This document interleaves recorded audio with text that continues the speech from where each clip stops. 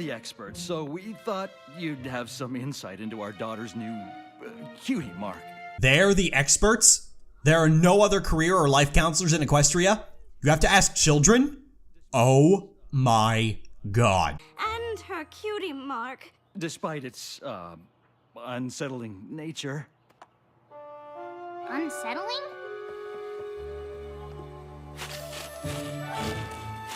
Bones, digging, she's an archaeologist? Look! A spiny-backed Ponosaurus!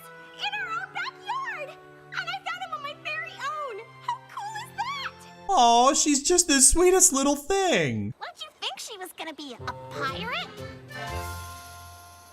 Pirate? Why would we think that? You ask children for help discerning the obvious. You two are hilariously bad at parenting. Is that really a griffin?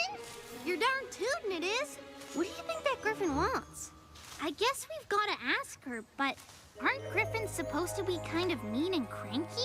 I haven't seen children this racist since the time I spoke to American college dropouts. Sock justice is going too far. Know who you are? Know who you are! Why, I've heard about you from every pony in Ponyville! I'm so excited to meet you I could just explode! She ain't from around here, she's from another dimension. I want you to give me a cutie mark! Can a griffin even get a cutie mark? No, they live in a primarily capitalist society and as such don't have careers based on their aptitude. Instead, they have the ability to pursue whatever they please. It's not as great as it sounds. I'd do anything for any old griffin in need. But it just always seemed like the harder I tried, the less I fit in. The moral of the story, children, is that America is a terrible country. It wasn't until your friends came to Griffinstone that I realized some creatures actually like helping each other. And I saw something so awesomely awesome! How helping spreads from pony to pony and griffin to griffin. She's been saved by the magic of socialism. Gabby, I hate to break it to you, but it sounds like you might have heard some tall tales about what Crusaders can do. I mean, we are kinda awesome and all, but no pony can just give you a cutie mark. It just sort of happens. That's baloney. Go to a blacksmith, grab a branding iron, we have this done no problem. It's not possible, right? I don't know, but I know someone who just might. Well, knowing them, they're probably gonna talk to Mr. Cake or oh, Princess Twilight. That's extremely practical. I wasn't expecting that from the CMC. While I can't say for certain that it's utterly impossible, the chances of Gabby getting an actual mark are pretty slim. Everything I've ever learned tells me it's just not gonna happen. That begs the question, where did cutie marks come from? Probably the equestrian government, an enchantment placed on newborns when they're born to brand them with a mark when they discover their aptitude. Kinda like the trace in Harry Potter. And we think we may just be able to help you out, but not exactly in the way you think. See, here's the thing about you getting a cutie mark. I'm getting a cutie mark!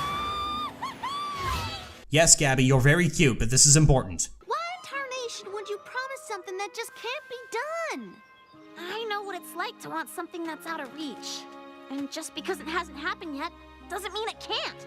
Oh hey, they mentioned Scootaloo's wing issue. You gonna do anything with that, DHX? Scootaloo eventually flying sounds like a really good idea. You're gonna do a musical episode for that, aren't you? What are you good at? Do you play any sports? Or like to dance? Or how about singing? I just love to sing. La la la la. Wow, I kind of want to just try everything. I mean, I don't even know what to pick. The brute force method, great, worked for them. Except it didn't. Here comes a song, devoting time to the present conflict and how it's glossed through. This wastes our time and is very boring. Just tell the story and stop all your waffling. Gabby's special purpose can't be everything, right? It may as well be. I don't know how we find what she's supposed to do when she can do it all. How about a jack of spades? Because she's a jack of all trades. For the first time ever, the Cutie Mark Crusaders are Cutie Mark failures. Oh, don't beat yourself up, girls. It's not the first time. Wait a second. Cutie mark? You actually got a griffin, a cutie mark for the first time in recorded history? You know what this calls for? A full-scale research project! This makes no sense. Gabby didn't come in and show you her mark? You have got to get Gabby back here right away. I have so many questions. Oh, I hope I have enough ink and parchment to document everything. Spy! Guess what just happened? I didn't think it was possible to out-cute Gabby in this episode, but I forgot about Princess Twily. That's why I had to leave before your Twilight found out the truth. I'm sorry I wasn't honest with you. I'll just wing my way back to Griffinstone. Thanks for trying.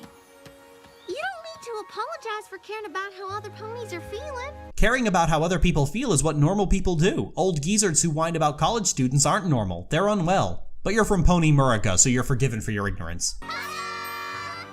We carved it to mark the moment we all figured out what you should do with your life. But they look just like yours. You can't mean... You bet we do! You're one of us now. Gabby, today we dub the very first Griffin member of the Cutie Mark Crusaders! Woohoo! Isn't this cultural appropriation? No, Billy, it's not.